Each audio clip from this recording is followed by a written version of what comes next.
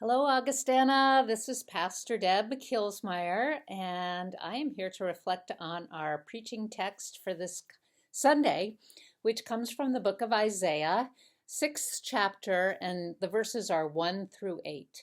I'm going to just go ahead and read that. It's rather short.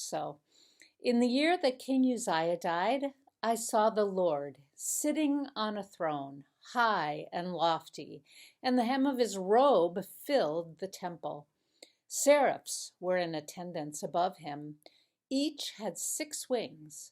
With 2 they covered their faces, and with 2 they covered their feet, and with 2 they flew. And one called to another, saying, Holy, holy, holy is the Lord of hosts. The whole earth is full of his glory. The pivots on the threshold shook at the voices of those who called, and the house filled with smoke. And I said, Woe is me, I am lost, for I am a man of unclean lips, and I live among a people of unclean lips. Yet my eyes have seen the King, the Lord of hosts. Then one of the seraphs flew to me, holding a live coal that had been taken from the altar with a pair of tongs. The seraph touched my mouth with it and said, Now that this has touched your lips, your guilt has departed, and your sin is blotted out. When I heard the voice of the Lord saying, or then I heard the voice of the Lord saying, Whom shall I send? And who will go for us? And I said, Here am I, send me. Okay, where are we in history and what is going on? We are in the southern kingdom of Judah. Do you remember after Solomon? So there was David and Solomon, and then the kingdom broke into 2, a northern kingdom, which was Israel. Southern kingdom was Judah. Northern kingdom had 10 tribes. Southern kingdom had 2, the tribes of Judah and Benjamin. They also had Jerusalem and the temple there. Uzziah was one of the better kings of Judah, actually the best after Solomon. And he began his reign very young, at the age of 16, around the year 790 BC. And he reigned for 52 years continuously. And Second Chronicles says he did what was right in the eyes of Yahweh. So you can imagine that most people, if he began his reign at 16 in those days, and he had reigned for 52 years, most people living would have only known King Uzziah as their king. And he did great things. He commanded a mighty army, he defeated the Philistines, he built towers and water systems, and encouraged agriculture. But 2 Chronicles 26 says, later in his reign, he became corrupt, and he trespassed against Yahweh his God. He tried to take over some priestly prerogatives, and in the end, God ended up afflicting him with leprosy. So very strong king, but unfortunately a bad ending. But regardless, when this king died, the people were anxious, right? It's like, okay, now we're in transition. What is the next king going to be like? What is our future going to be like? They were feeling the pressure of enemies coming in around them. They were becoming more powerful, and there was also a moral and ethical decline in the country. So Isaiah is in the temple. He's one of the prophets, and he probably was seeking God about the situation that Judah was in when he has this soaring vision of God. So the earthly king had died, but a far greater king is sitting on a heavenly throne and reveals himself to Isaiah. And Isaiah feels so small. They say that the hem of God's throne filled up the temple. So you can just see him trying to peek over the hem of this robe. And not only that, there were these fiery beings that had six wings, and they were calling to each other, "Holy, holy, holy is the Lord of hosts. The whole earth is full of his glory." Now, Hebrew uses repetition for emphasis. So when you repeat something three times, like holy, holy, holy, that is the epitome, the very height of holiness. And we see that again, right, in the book of Revelation, in the throne room of the Lamb, where the elders are saying, "Holy, holy, holy." Well, the temple shakes and it fills with smoke.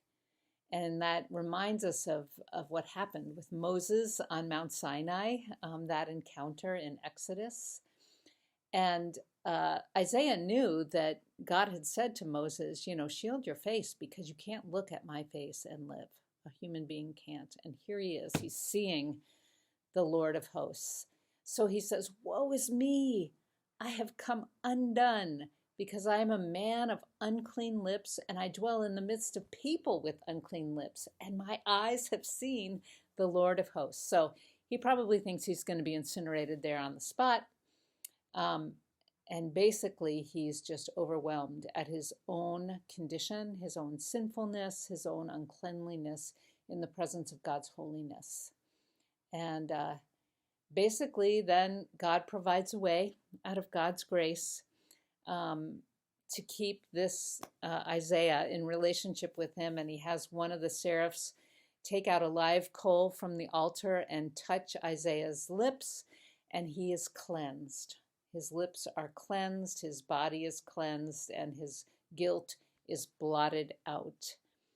Now, you may wonder, what's the deal with the lips? It certainly seems a little bit secondary to the state of our heart or our soul. But Matthew 12:34 says, "For out of the abundance of the heart, the mouth speaks."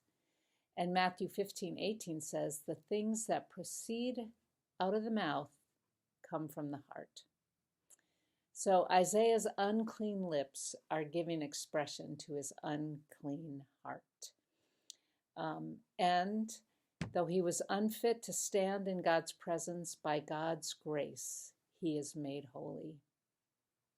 So now we have this image of God addressing the heavenly council. So they're the seraphim or the seraphs and whatever other angelic host might be present. And this is interesting. Walter Brueggemann wrote, "The throne room of God is the policy room of world government. There's no business to conduct. There is business to conduct. There is creation to manage. There are messages to be sent." So it's a vision of the internal workings, the policy room of God. And there God asks the heavenly council, "Whom shall I send, and who will go for us?" And Isaiah is not actually called directly. He's overhearing this question being posed. And he just jumps up. He volunteers. He raises his hand and he says, "Here am I. Send me." He's totally injecting himself into that conversation. And he doesn't know where God will send him. He doesn't know what God will ask him to do. He's just giving himself to God, offering to go wherever and to do whatever God asks. And I think, that's pretty poignant for us today, because when we encounter the living God and we respond by giving our lives to God, we're not necessarily saying to God, "Now, only if I go to this place and do this particular thing, then I'll give myself to you." No, we just say, "Here I am. Here I am, Lord. I'm yours." And that's very much what Isaiah did. He committed himself to serve God and didn't know where God would lead. And so are we asked to give ourselves to God and only wonder where God will lead us, knowing that it is such a privilege that God uses us to build his kingdom, and God will bless us as God uses us in his service. So that's it. That's what I've got for today. And I'm looking forward to seeing you virtually or otherwise in the parking lot on Sunday. Take care and God bless.